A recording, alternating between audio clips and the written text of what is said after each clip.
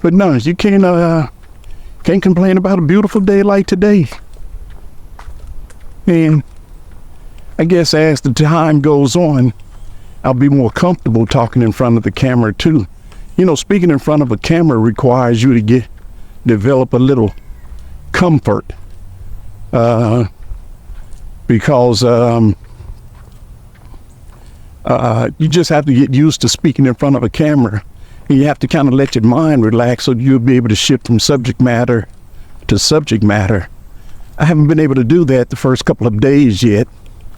I don't know if it's lack of oxygen to my brain or me just getting used to having a one-on-one with the camera or having a conversation with the camera. But eventually it'll come.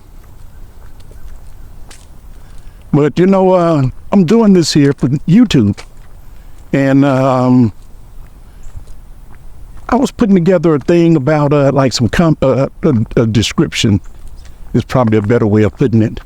I was putting together like a description about videos and why they should and how you should title them, right?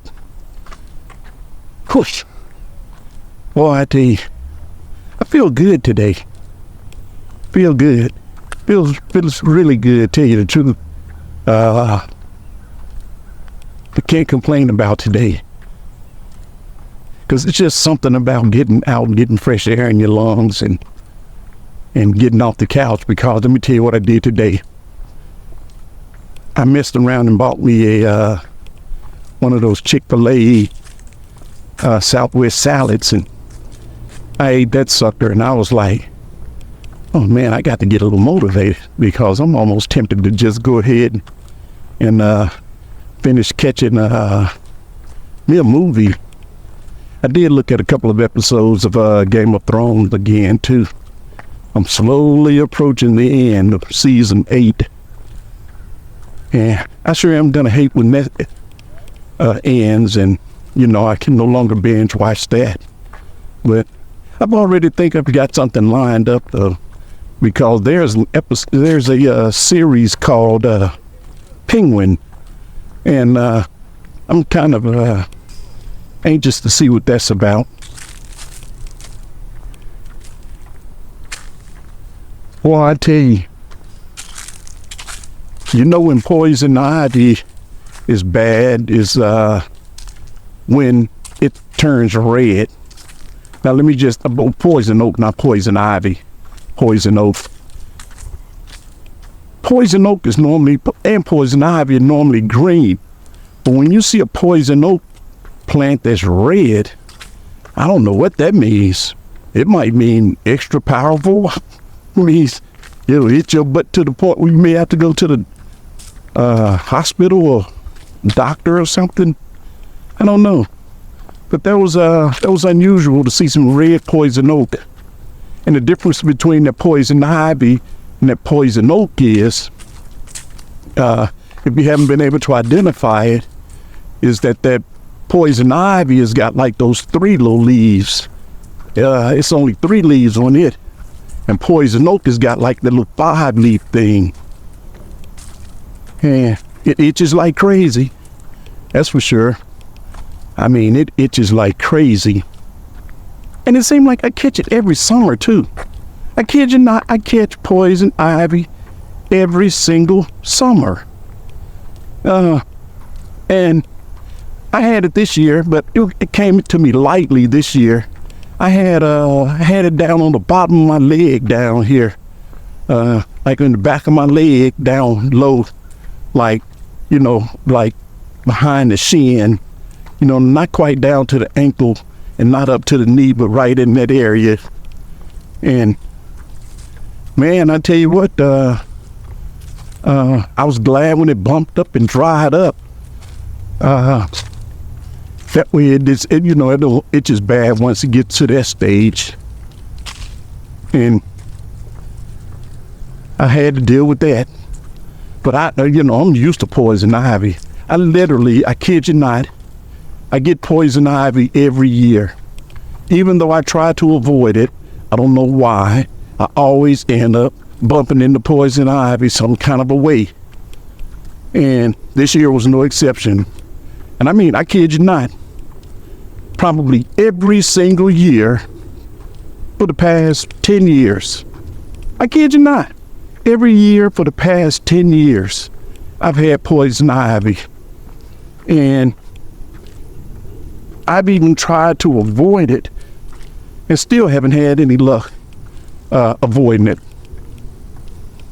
But then again, I kind of like being outside too, you know. And that's part of the problem, you know. When you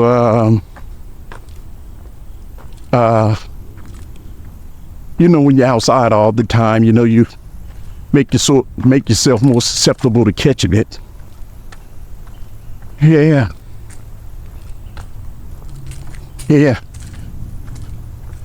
Oh, I'm looking at something now that's making me think of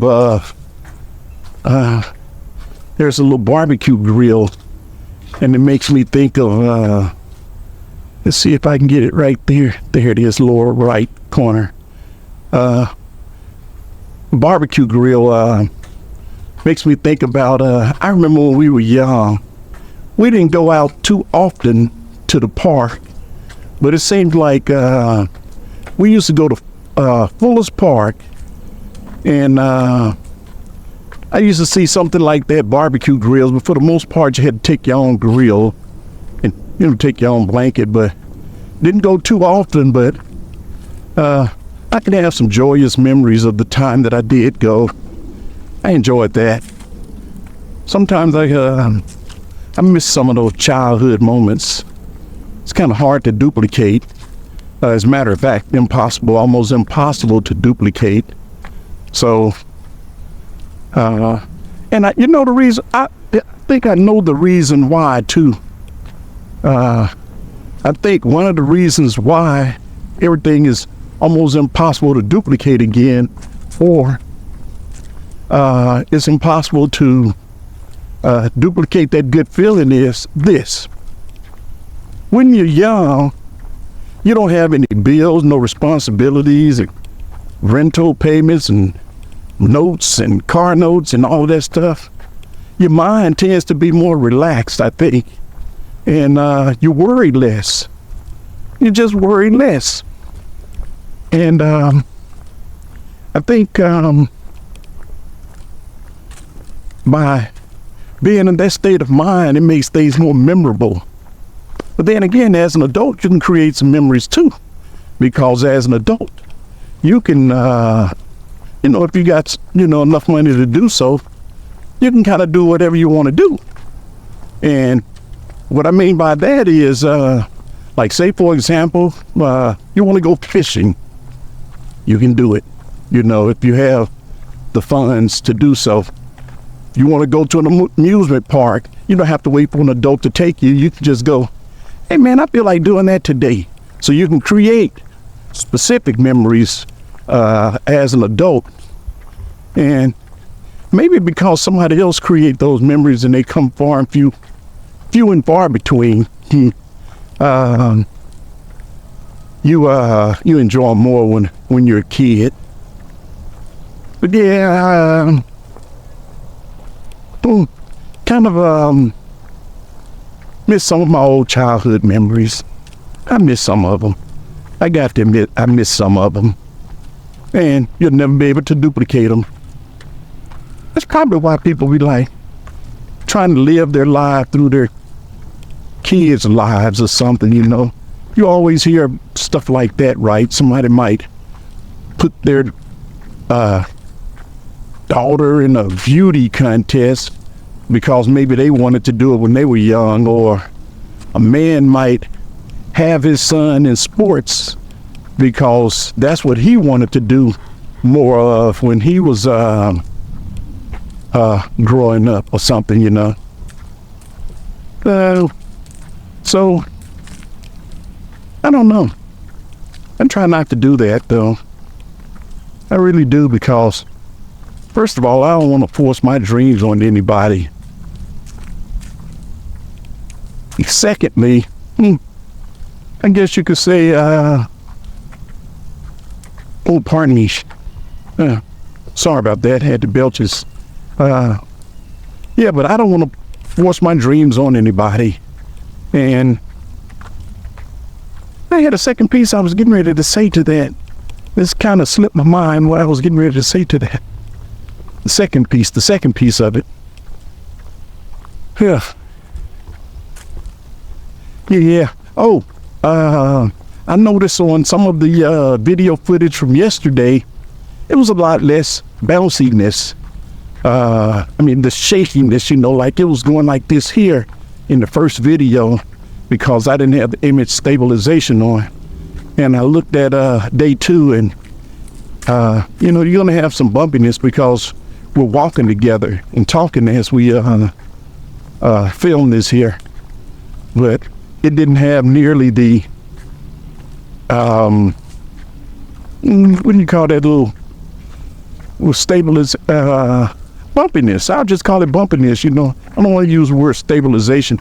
Stability, that's the word I'm looking for. That was the word. It had more stability. Ugh.